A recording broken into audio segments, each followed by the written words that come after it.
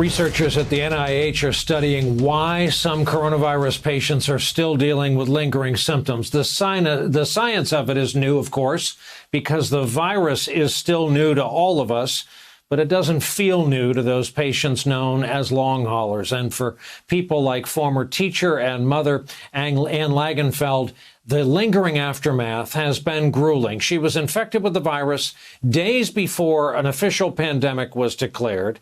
Anne's symptoms were so severe she was put in a medically induced coma, spent 16 days on a ventilator. A year later, simple, everyday tasks remain almost impossible. It's why we are so pleased to welcome Anne Lagenfeld to the broadcast, a COVID survivor and a long hauler. And thank you for talking to us. As best you've been able to tell, when and where did you pick up the virus? It was on March 4th or 5th. And thank you, Brian, for having me here. It was March 4th or 5th, went into New York City, was there for about less than 24 hours, and I think we probably got it in Penn Station because it was airborne. Well, you're not the first person to get something in Penn Station, but probably the first person to pick up coronavirus in Penn Station. Let me ask about your lingering symptoms to this day. I mean, as of right now, what are you feeling now? What did it prevent you from doing today, for example? I am feeling severe fatigue every day to the point where I take at least one nap, if not two, every day. I have to rest. I am pretty much homebound. I can get out a little bit, but it's for very short periods of time, and I do have to come back and rest. My oxygen levels are low, and I have a tough time breathing and catching my breath because my lungs aren't at full capacity right now still after almost a year. I have very severe pressure drops. I can't stand for a long time or make meals for myself or my family. And I'm unable to work for sure. And that's been well over a year. It's been almost a year. I guess the only blessing of a medically induced coma the entire time you were on a ventilator is your hard drive has been wiped of any of the worst memories of it, starting with intubation. It's not a pretty process. It's a very painful process. Where does your memory pick up again? Do you remember wakefulness in the hospital?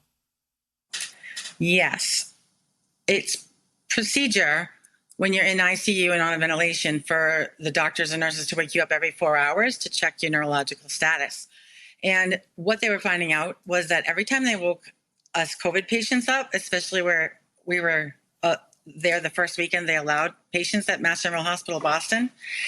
And when they woke me up, I do remember vaguely hearing the nurses saying, "I'm okay," trying to breathe through that machine.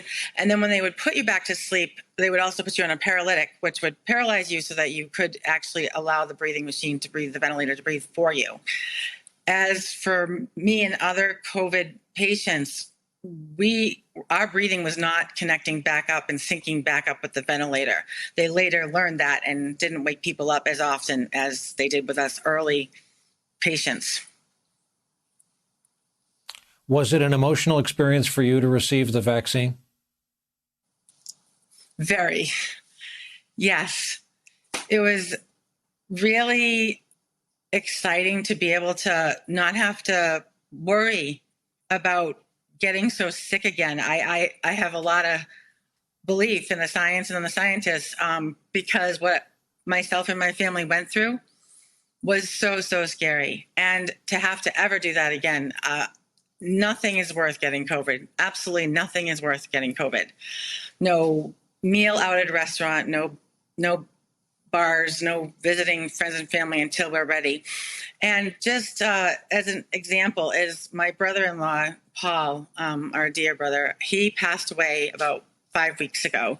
And it was 1 week before he was eligible for his vaccine. So that was pretty tough to take. Yeah, everybody watching, the lesson is be careful, stay in unless we get and until we get the all clear. I can't tell you what a thrill it is to be able to hear you, hear your voice, and see you up and doing better. Anne Langenfeld, we are sending to you our very best for your continued recovery. As the son of a man from Framingham, never lose that great accent. It's comforting to hear. Thank you for staying up late to share your story with our audience. Here's to good health. Thank you so much. Thank you. Thank you. Thank you. Thank you very much. Thank all of you out there. Thank you as always. Thanks to at home. Thanks for watching. Thank you so much for letting us into your homes during these extraordinary times.